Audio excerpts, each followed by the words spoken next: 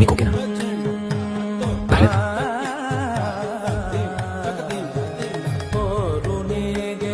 చేచి తప్పు తప్పు అలా చూడకూడదు. తప్పు అవుతుంది. అది నా పిల్లలు కదా, ఒకసారి చెప్పి చూడాల్సిందా? అబ్బాయి గారికి పొద్దున అంత కష్టపడి టీ చేసిస్తే సగమే తాగి ఎలా ఉందని కూడా చెప్పలేదు. థ్యాంక్స్ అండి, గుర్తొచ్చింది. పొద్దున టీ చాలా బాగుంది. I forgot it. మీకు ఇలా ఓకేనా? దేని గురించి మాట్లాడుకో?